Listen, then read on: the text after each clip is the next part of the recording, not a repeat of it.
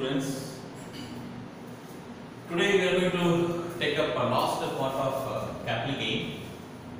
Today we are going to discuss section 51, 50C, 15B and conversion of capital asset into stock and trade.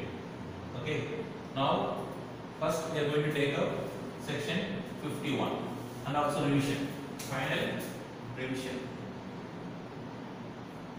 Okay, section 51 is nothing but advance money received and forfeited. Section 51. What is advance money? I will tell with the example. Okay. Any advance money received and forfeited. Forfeit is nothing but cancelled. Okay. Then treatment, very simple. Suppose if it is received and forfeited before 1/4/2014 or after 1/4/2014, you have to see whether the particular transaction happens before 1st April 2014 or after 1/4/2014. If it is after 1/4/2014, say for example 2018 it happens, then the advance money is treated as income from other sources. It is income. Then if it is before 1/4/2014, it should be adjusted with cost of acquisition. Okay, first of all, what is advance money? Very simple. See, Mr. X enters. Okay, Mr. X wants to sell. Mr. X wants to sell his property. Mr. X wants to sell his property. He enters with a Mr. Y. For example, say 1st July 2013. 1st July 2013, Mr. X wants to sell his property. Okay, say for a consideration of say 50 lakhs. Mr. Y approach or he accept the offer, okay, given by Mr. X and pay advance money. Pay advance money, say rupees 50,000. Say rupees 50,000. Be careful. See, there is agreement between X and Y that within a month he has to pay, Mr. Y has to pay full consideration. Otherwise, your advance will be forfeited or cancelled. Unfortunately, Mr. Y unable to fulfill his agreement. That is, within a month, he is unable to arrange 50 lakhs. Thereby, Mr. X entire 50,000 is forfeited. Okay, catch my point. That is, he will not repay the money to Y. The advance money gone. So it is income for X. So what is the treatment, sir? Since it happens 1st July 2013, it should be adjusted with cost of acquisition. I will tell the practical problem. See, this 50,000 is not income. It should be adjusted with cost of acquisition. Point 1. And next example. Then again, Mr. X, okay, wants to sell his property, say to Mr. Z on 1st October 2017. 1st October 2017 for a consideration of say rupees 60 lakhs. For a consideration of rupees 60 lakhs. Mr. Z pays advance, say 1 lakh. Say 1 lakh. Again same agreement. Within a month, Mr. Z has to pay full consideration of 60 lakhs. That is balance 59 lakhs. Okay, again unfortunately he is unable to pay entire 59 lakhs. That means this 1 lakh cancel. Very important. See the date. 1/10/2017. So advance money received on or after 1/4/2014. This 1 lakh is taxable as income from other sources. Any doubt? Before 1/4/2014, it should be adjusted with cost of acquisition. What is cost of acquisition? Very simple. You know very well. How to compute long-term capital gain? Sale consideration less selling expenses, net consideration less indexed cost of acquisition. For example, say this property, say he buy 2001-2002. For example, say rupees 5 lakhs. Mr. X purchased the house in 2001 rupees 5 lakhs. Okay, how to calculate cost of indexed cost of acquisition? Very simple. Generally, 5 lakhs divided by 100 into 289. Current selling, if it is selling in the current during the previous year, the cost is not 5 lakhs. The cost is 4,50,000. Why, sir? because he forfeit the advance money before roll for 2014, that must be adjusted with cost of acquisition. Suppose if it is received after on or after roll for 2014, the same is treated as income from other sources. So it is taxable as income from other sources. It shall not be adjusted with cost of acquisition. This is section 51. Read out. Make a note.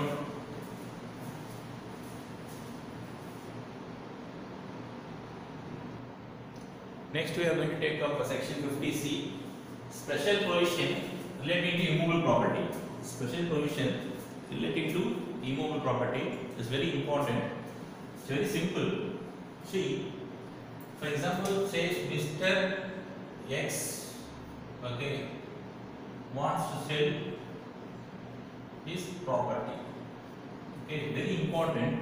Here, almost say 90 to 95%. In fact, 100% of the seller definitely they are not disclose its true price.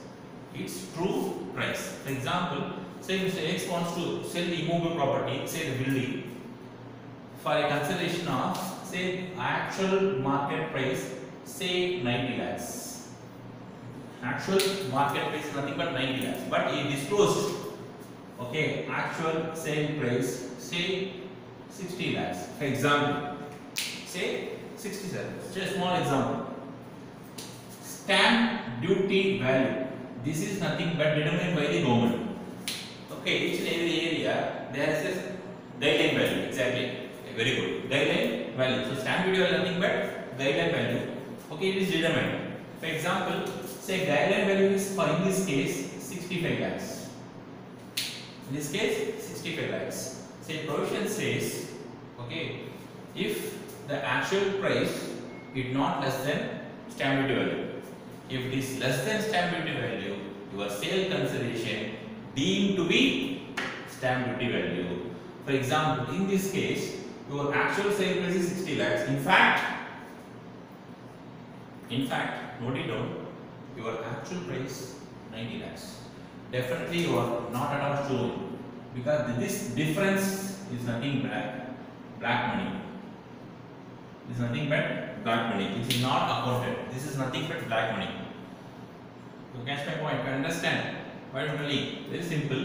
So actual selling price is actual market value is 90 lakhs, but government fixed some certain way. There is nothing but guideline value. There is nothing but stamp duty value. See, in this case, in our example, 65 lakhs. Okay, but actual sale price disclosed by the assessee is 60 lakhs. Sorry to say, in this example, your sale consideration is 65 lakhs. Your sale consideration 65 lakhs. Understand? So, if at any point of time your sale consideration is not less than stamp duty value, if it is less than stamp duty value, then your actual, that is your sale consideration is nothing but stamp duty value. This is the best example. So, you are disclose the actual sale price as 60 lakhs, but stamp duty value is 65 lakhs. Then sale consideration in this example 65 lakhs. And one more special provision is there. I will tell later. Okay, first you just understand. Suppose if assessee, listen carefully, if assessee not satisfied, is not satisfied. For example, suppose unfortunately the actual sale price is not 90 lakhs, in fact 60 lakhs. Certain area there is chances of, see, in actual even market price or actual sale price is less than stamp duty value in certain cases, certain area also there. Okay, in such case, assessee is not satisfied. Okay, he approached the assessing officer. Please, this matter refers to valuation officer. Section 55A. In valuation officer, that is third person you come. Okay, so assessee disclose the value. Okay, which is and also assessee value is less than stamp duty value. That's a controversial between these two. Then third party is valuation officer appointed by assessing officer. With reference, in valuation officer fix the price. Okay, these three price which are going to be taken. I will tell with small example. Okay, I'll read the provision. In case of dispute on the part of the assessee, in case of dispute, the assessee can request the assessing officer to refer the matter to the valuation officer. Okay, for example, I'll tell the example. See, actually, this is the example. just understand the concept. Actual sale price is 25 lakhs. Stamp duty value is 32 lakhs. So stamp duty less than actual sale is less than stamp duty value. Therefore controversial. Matter goes to valuation officer. Valuation officer determined at 22 lakhs. Okay, which is nothing but less than actual sale price. So as per section 50C, case 1, your sale consideration is nothing but 25 lakhs. This one. Sale consideration is 25 lakhs. Got my point? Come to next example. Actual sale value again 25 lakhs. Stamp duty value 32 lakhs. Value determined by the valuation. Value determined by valuation officer 30 lakhs. This too is controversial. So valuation referred by valuation officer is 30 lakhs. In this case, sale consideration is nothing but 30 lakhs.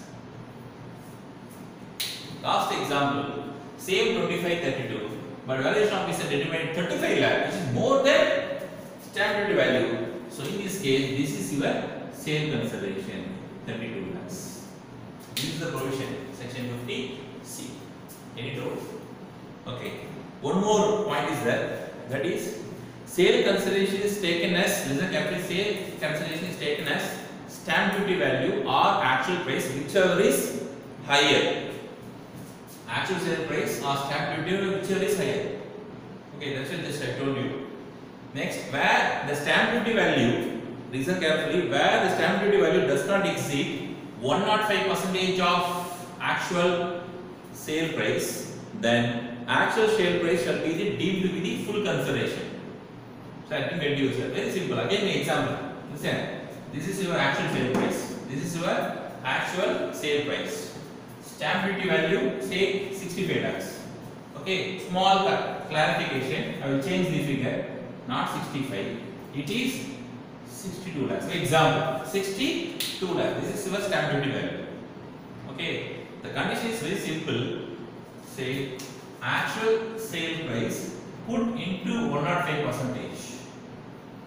This 105 within the limit of stamp duty value, then your actual sale price will be the sale consideration. For example, this is a clarity. Okay, actual sale price is 60 lakhs into 105% within, that's nothing but 63 lakhs. This 63 within the limit of stamp duty value, that is high. The stamp duty value is within the 105%. Thereby, in this case, your sale consideration is 60 lakhs. Any doubt? Your sale consideration is 60 lakhs. That is actual sale price put 105%, 63. Stamp duty value is within the range of 105%. Thereby, your actual sale price will be the sale consideration. This is section 50C. Please.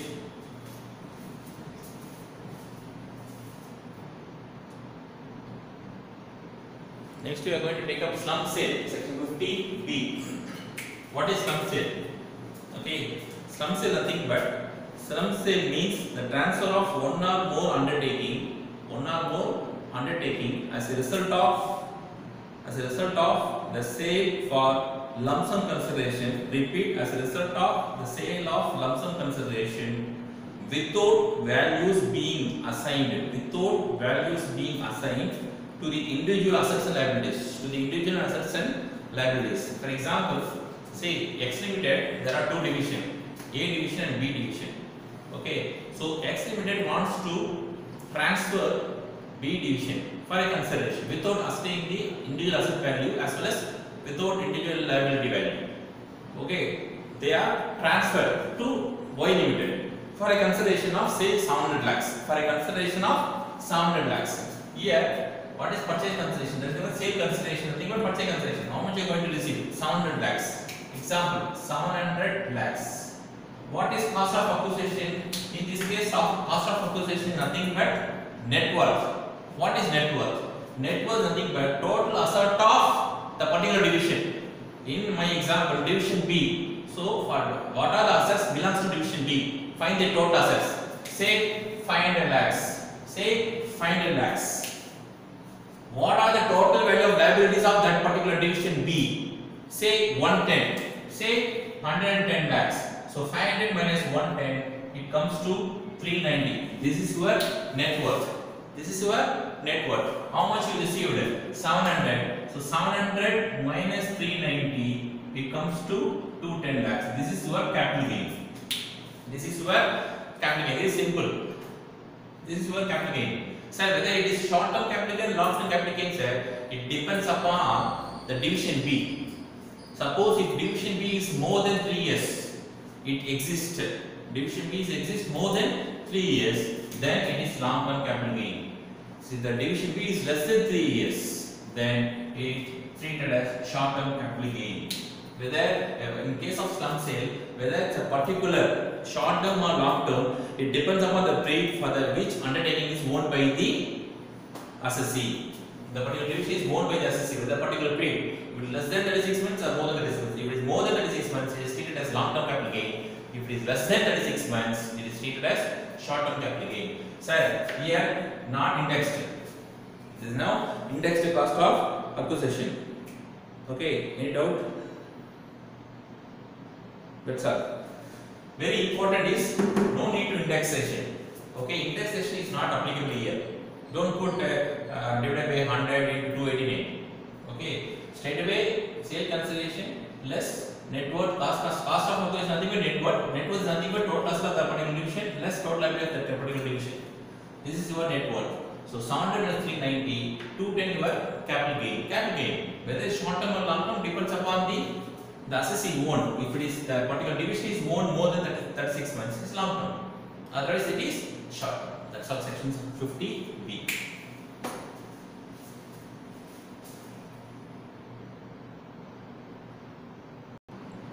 Last part, capital gain on conversion of capital asset into stock in trade. See, stock in trade. Stock in trade.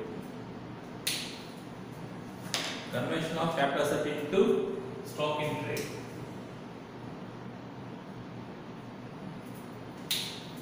Okay, very important. Conversion of capital asset into stock in trade. See, here, you know the meaning of transfer. Class part number 1.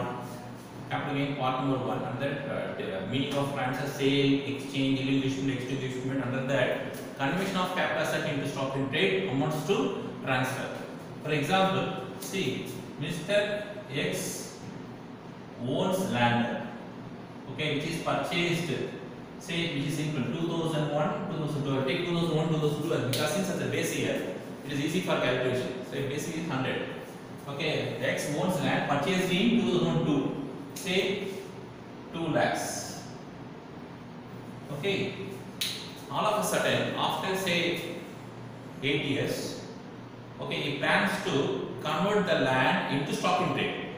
He is going to start up a real estate business. Thereby, he just converting the land into the stock in trade.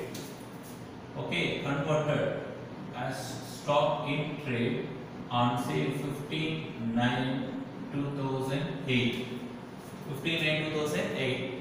See, once the capital asset converted into stock in trade, it amounts to transfer. Very important, amounts to transfer. So the capital gain arises on 2008-9. Listen carefully, 2008-9. This is arising 2008-9. Okay, for 2008-9, indexation is 2008-9 indexation. Yeah. So this is a small example. Purchased in 2001-2.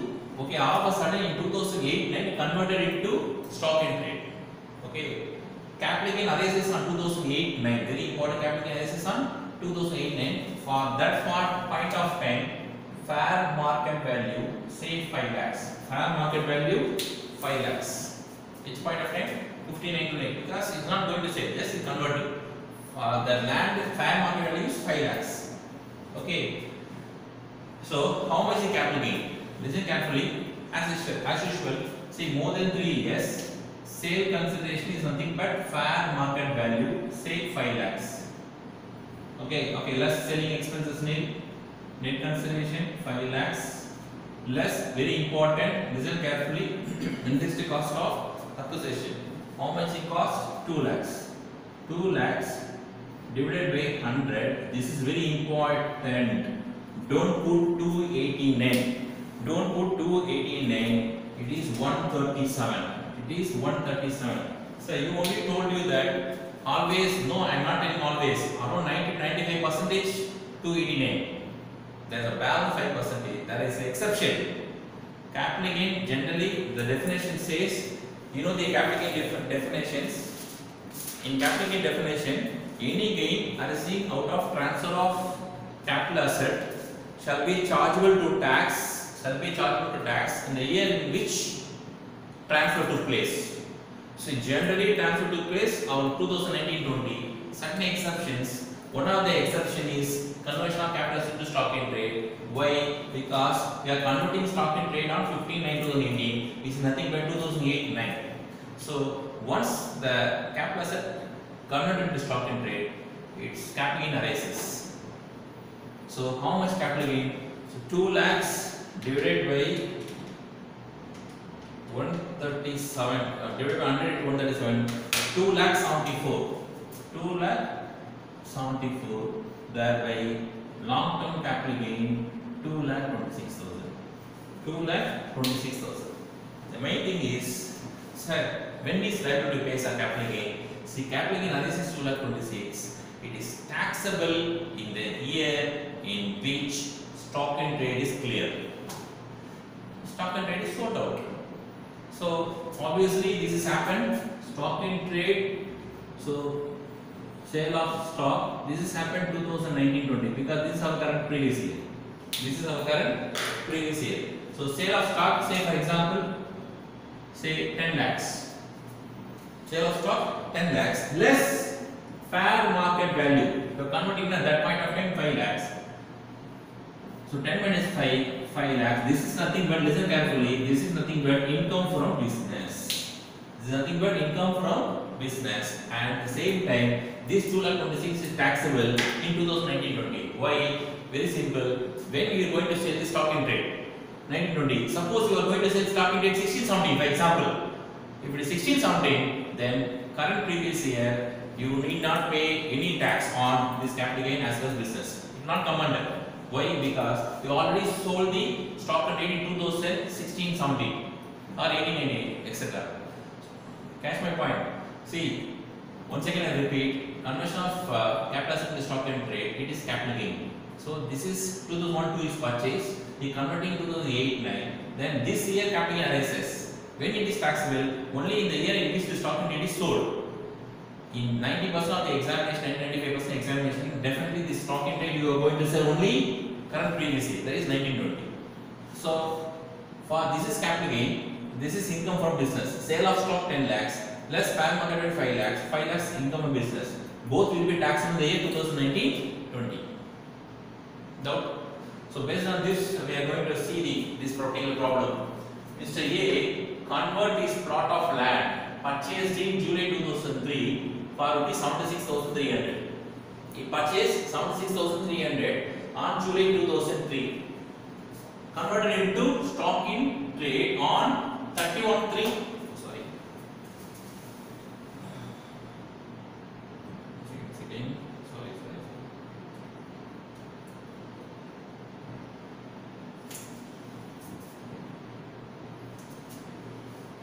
See, converted into 31/3/2019. Fair market value as of conversion is 3 lakhs. And finally, the stock in trade is sold on 20/2/2020 by 3,25,000. Very simple. Okay. Capital gain arises where? When capital gain arises? 2018-19. 2018-19. So first we have to calculate amount of capital gain. Okay, long term capital gain, sale consideration nothing but fair market value, which is nothing but 3 lakhs less, okay, selling expenses nil, net consideration 3 lakhs less indexed cost of acquisition. How much you purchased? 76,300 into, don't put 289, don't put 289 because it happens 18-19, 280 indexation given. 3,400 you purchased it, 109. We are going to sell 280. Thereby 76,300 divided by 109 into 280, not 289. How much will come? 76,300 divided by 109 into 280, 1,96,000. 1,96,000 there by long-term capital gain 1,04,000. 1,04,000. What about income from business, sir? Income from business, very simple.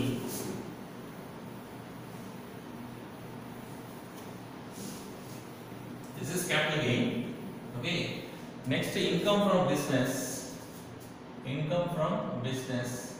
Sale of stock in trade 3,25,000 less fair market value 3 lakhs. Income from business 25,000.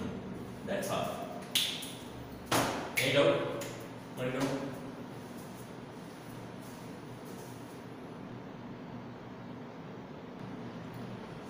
Okay, now we are going to revision.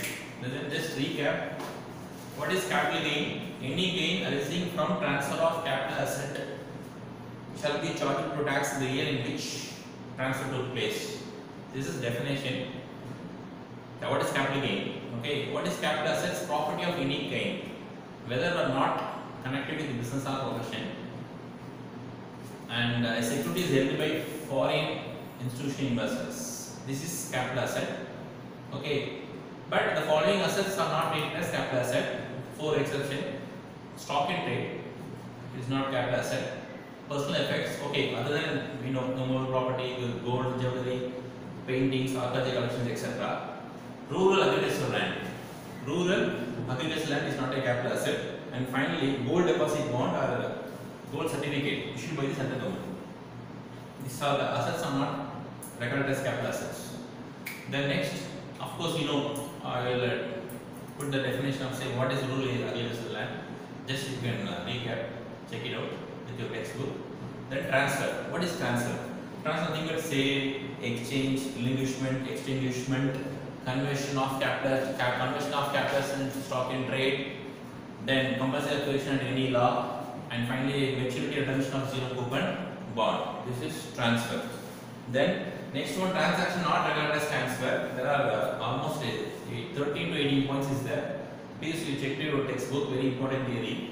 Under that, I will explain only one point. I will explain, that is gift will inheritance. It is not taxable. It is not actually it is transfer, but it is not treated as transfer. Then type of capital assets.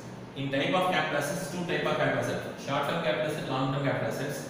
So how do you determine whether the particular asset is short-term or long-term? Very simple. Any capital asset is held more than 36 months. It is a long-term capital asset. Or any capital asset which is held less than or equal to 36 months, it is treated as short-term capital asset. Then, however, the 36 months is not applicable in the following cases. In these following cases, 12 months is applicable. Number 1, listed equity shares. Number 2, unit of equity oriented fund. In case of debt oriented mutual fund is 36 months. Okay, in case of debt oriented fund, 36 months. So listed shares, unit of equity oriented fund, zero coupon bond. This 3 is 12 months. If it is more than 12 months, long term.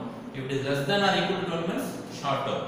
And note, very important, in case of immovable property, that is land or building, and unlisted shares, the period is 24 months. That is, if it is more than 24 months, long term. If it is less than or equal to 24 months, short term. Then what else? Difference between short term and long term we did. See, indexation benefit, short term not available, long term available. And indexation, and one more thing, tax rate. Tax rate, short term normal rate, long term 20%. Deduction under chapter 68, short term available, long term not available. Section 54, 54B, 54EC, 54EE, 54F. Short term not available, long term available. This is difference between these two items. And computation of short term capital gain. Format, very simple computation of short term capital gain. Sale consideration less selling expenses, net consideration less cost of acquisition less cost of improvement. The final answer will be short-term capital gain. In case of long-term capital asset format is simple. Sale consideration less selling expenses, net consideration less indexed cost of acquisition less indexed cost of improvement. Any doubt? Okay. Next format then. What is cost of acquisition? Very simple. See, if you purchase before 1/4/2001, repeat, if purchase before 1/4/2001, you have choice. Assess your choice. What choice? Either purchase price or fair market value as on 1/4/2001 will be the cost. Will be the choice of the assessee. Of course, whichever is higher, the cost. Suppose if you purchase on or after 1/4/2001, your purchase price will be the cost. Your purchase price will be the cost. Then next, indexed cost of improvement. Indexed cost of improvement. Any improvement took place on or before 1/4/2001 shall be ignored. Before 1/4/2001, ignore. After 1/4/2001 only should be taken into account. This is winning. Then what else? That's all. Then exemption, section 54. 1 minute.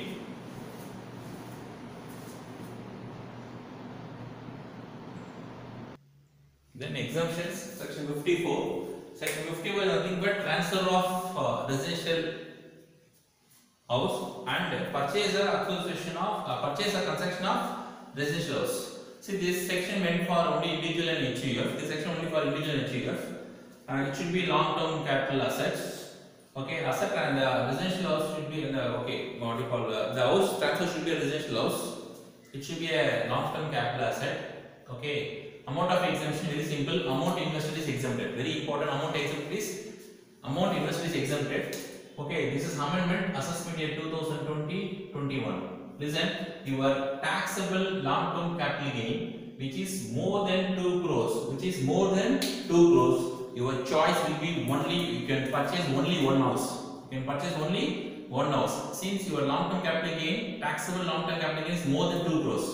Suppose your taxable long-term capital gain less than 2 crores, you have two choice. That is your choice. That is only once in a lifetime. Once in lifetime. That is, you can purchase 2 house property.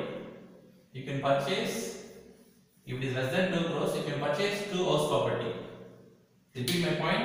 So, your long-term capital gain more than 2 crores, then you can, according to section 54, you can purchase only one house. Suppose your taxable long-term capital gain is less than 2 crores, from this assessment year onwards, you can opt for this. If it is less than 2 crores, either you can purchase one house. But provision says your taxable long-term capital gain less than 2 crores, then you can invest, you can purchase a construction 2 residential property. Already I told you that in order to promote real estate, okay, you can purchase 2 residential house property. Any doubt? Okay, suppose if you opt for current previous year, that's all. This is your once in a lifetime. Okay, next time you cannot opt for this 2 houses. You can, of course, you are eligible 54. You can purchase only one house, even though if it is long-term capital less than 2 crores. If you opt now, then this is exemption. Okay, scheme of deposit. See, this either you can purchase or transaction before filing of return. See, before filing of return is not possible. Thereby, the same is you deposited in a capital gain scheme account. Thereby, you have a time limit, given time limit. 1 year before either you can purchase or 2 years from the date of transfer. In case of transaction, 3 years from the date of transfer. This is scheme of deposit. Withdrawal. Suppose the purchase the house. Either you purchase one house or 2 houses. Okay. If the house is transferred within a period of 3 years from the date of purchase or transaction, the new house is transferred within a period of 3 years from the date of purchase or transaction, then the exemption should be withdrawn. It is fully taxable. And one more note is that suppose in the scheme of deposit, see if capital gains amount will be utilized within a period of 2 years or 3 years for purchase or transaction. Meanwhile, the assessee dies before the stipulated period, then the capital gain scheme, that is the amount lying in capital gain scheme account, will not be taxable in the hands of legal alien. It is exempted. Okay, this is section 54. What is section 54b? Transfer of agricultural land and purchase of agricultural land. Very important. First of all, the agricultural land should be a capital asset. So it means it is talks about urban agricultural land. It is not rural agricultural land. Since if it is rural agricultural land, it is not at all capital asset, no capital gain. Thereby, this is urban agricultural land. So first, the agricultural land should be a capital asset. Okay, the agricultural land should be utilized by the assessee himself or his parents or any member of HUF at least 2 years preceding the date of transfer. Okay, then same scheme of deposit, amount of exemption, scheme of deposit, withdrawal, etc. as per section 54. And one more very important, if urban agricultural land is compulsory acquired by the central government and the compensation is fixed by the compulsory acquisition under urban agricultural land is compulsory acquired by any law and the compensation is fixed either central government, very important, not state government, okay, central government or RBI, then the same is exempted under section 10 subsection 37. 10 subsection 37 exempted. Got my point? Then 54D, that is transfer on account of industrial undertaking, compulsory acquisition and purchase of industrial land or building. This section available to all assessee. Section 54 available for all assessee. Okay, the land or building should have been industrial purpose used by the assessee at least 2 years preceding the date of transfer. Then the industrial land or building either short term or long term. Either short term or long term. Amount of exemption, withdrawal, scheme of deposit, same as per section 54.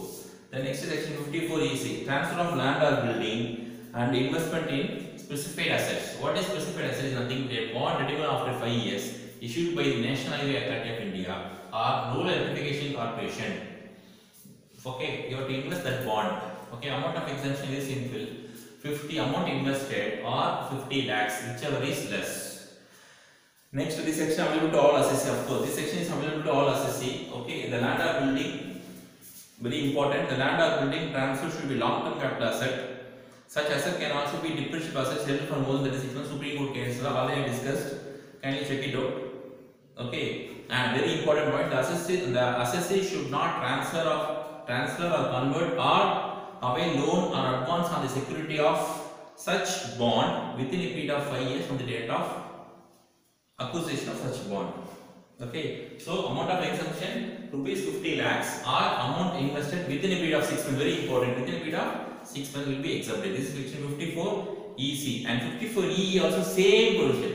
But the main thing is transfer of any capital asset and investment in a notified units of specified fund. Same amount of exemption 50 lakhs or amount invested within a period of 6 months. Which is this? You can note it down. I will already note the provisions in previous, I think, capital gain part 3. You can see the video capital gain part 3. Then 54F, transfer of any capital assets other than residential house and purchase and construction of residential house. Why other than? Because it covers under section 54. This is 54F. So suppose you have a sale of gold and purchase of residential house, it is eligible 54F. Same. This also long-term capital asset. Okay, it is available for individual and HUF. Okay, and amount of exemption, very simple. If full value of net consideration is invested, then full taxable gain is exempted. If part of the net consideration is exempted, then okay, amount invested divided by net consideration into long-term capital gain. Long-term capital gain before exemption. So this amount invested is full value of net consideration is fully exempted. If it is less than net consideration, then amount invested divided by net consideration into long-term capital gain before exemption. This is section 54F. Withdrawal of exemption: if the new residential house is transferred within a period of 3 years or within a stipulated period, you cannot purchase or construction of another house, then the exemption shall be withdrawn. Then next, 20 today's class, that is section 51, advance money forfeited. So advance money forfeited before 1/4/2014, it is adjusted with cost of acquisition. After 1/4/2014, it is treated as income from other sources. It is taxable as income from other sources. Then 50C, special provision relating to immovable property. Suppose if the sale consideration is less than actual sale price, if sale consideration, actual sale price is less than stamp duty value, repeat, actual sale price is less than stamp duty value, then your sale consideration is nothing but your stamp duty value. So stamp duty value will be taken as sale consideration. However, that 105% is applicable. You can check it out the provision. And section 50B is nothing but slump sale. Slump sale is nothing but a company transfer one of the division without individually valuing the assets and liabilities. Okay, and get a consideration. It is taxable. How to compute the slump sale? Very simple. Sale consideration is nothing but purchase consideration less net worth. What is net worth? Total value of assets of the particular division, less liabilities of the particular division. So asset minus liability, that is net worth. So sale consideration minus net worth, that is your capital gain. Whether it is long term or capital gain, it depends upon the division owned by the assessee, the period of division. If it is more than 36 months, it is long term. If it is less than 36 months, it is short term. Don't use indexation. Very important point is, okay. Then 50B, after 50B, and finally capital gain account of capital gain on conversion of capital asset into stock in trade. Very important. Capital gain arises on the date of transfer. Okay. So once the asset is transferred, I will read it. It's not a provision. Is say conversion of capital asset into stock in trade amounts to transfer. How to compute tax? Sale consideration is nothing but fair market value less purchase cost divided by index of the year in which the asset is purchased into index of the year in which the asset transfer or converted. Index of the year in which the capital asset is converted. That index. That's all. Long term or short term applicable. Okay, as the case may be. When it is taxable only in the year in which the stock in trade is sold. So current previous year 2019-20, your sale of stock. So less fair market value. That is your income from business. That's all. And one more final thing. Reversed mortgage. Reversed mortgage. Meaning of reverse mortgage. A senior citizen who owns a house but not having a regular source of income. See, in certain cases, senior citizen more than 60 years, there is no source of income. They have a house, they go to bank and mortgage the house, and periodically, in turn, bank pays every month some income, every monthly installment or lump sum, as the case may be.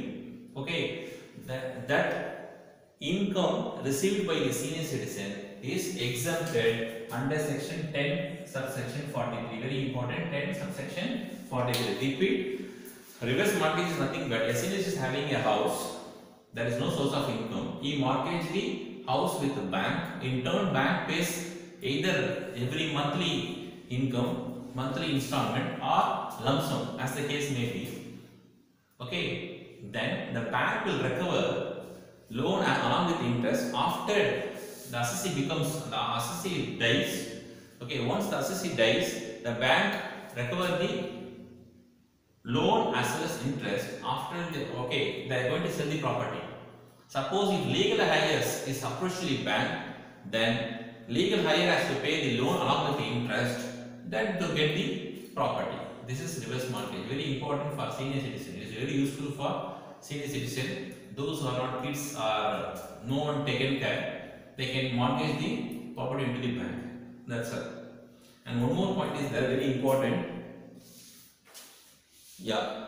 Rule. Capital gain are taxed in the year in which transfer took place. Capital gain in the year in which transfer took place.